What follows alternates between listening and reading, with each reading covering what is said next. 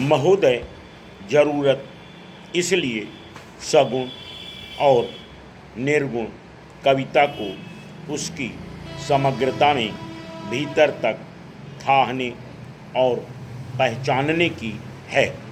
इसी क्रम में इन भक्तों और संतों के अंतर्विरोध भी हमारे सामने आते हैं।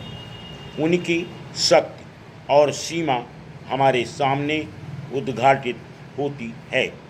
अगली पंक्तियों में हमारा लक्ष्य अंतर्विरोधों के बावजूद और उनके बीच से यह बताना होगा कि अपनी अपनी जमीन, अपनी अपनी शक्ति और सीमाओं के होते हुए भी सामान्यतः अपने समय के लिए और हमारे समय के लिए भी भक्ति कविता का सगुण और निर्गुण भक्ति कविता का महत्वपूर्ण सामाजिक सांस्कृतिक महत्व है।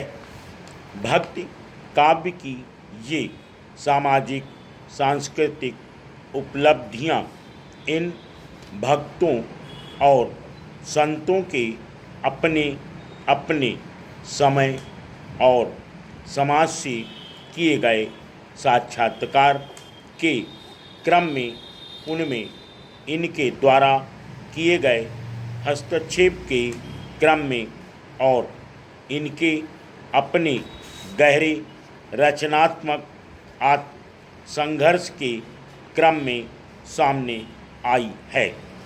इन उपलब्धियों के पीछे गहरी और कठोर साधना का एक जीवंत इतिहास है। उसकी अपनी सफलताएं, असफलताएं, असंगतियां और अंतर्विरोध हैं।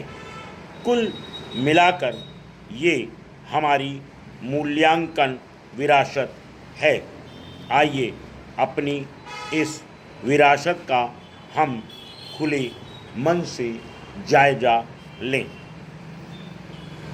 भक्ति काल और भक्ति काव्य की चर्चा करने वाले सभी विद्वानों ने उस युग को सामाजिक और सांस्कृतिक संक्रांति का युग माना है, जिस युग में निर्गुण संत और सगुण भक्तों की वाणी मुखर हुई और जिसे भक्ति काव्य कहा जाता है, उसका उद्भव संभव हुआ।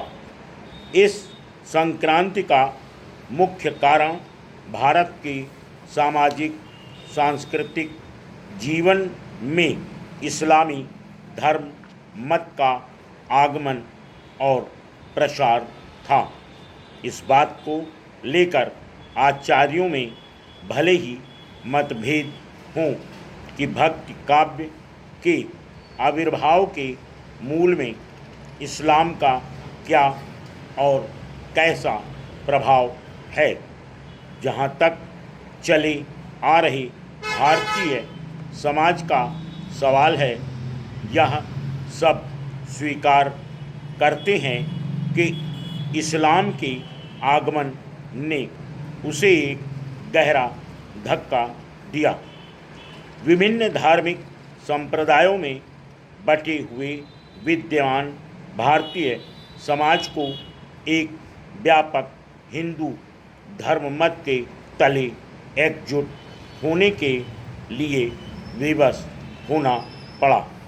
इस्लाम की ओर से आई सामाजिक सांस्कृतिक चुनौती को इसी प्रकार झेला जा सकता था और उसका प्रतिकार किया जा सकता था। विशृंखलित होती हुई समाज व्यवस्था पर भी ध्यान दिया गया और ऐसे रास्तों की खोज के प्रयास हुए जो भक्ति और आध्यात्म के संदर्भ में जनता के एक बड़े भाग को बिना किसी भेदभाव के आकर्षित करने और समेटने में सक्षम हों। सामाजिक स्तर पर भेदभाव विहीन सामाजिक संरचना का सवाल जटिल होने के नाते भले ही विचारणीय न बन पाया हो, परंतु धर्म तथा भक्त के अगुआ लोगों ने, आचार्यों और धर्माचार्यों ने कम से कम भक्त के धरातल पर मनुष्य और मनुष्य में भेद न करने की बात को जरूर उठाया और युग की अपनी विशेष स्थिति के संदर्भ में वह इस अभियान में बहुत कुछ सफल भी हुए। उनकी इस सफलता को निर्गुण संतों की रचनाशीलता और सोच को परिलक्षित भी किया जा सकता है। Full stop.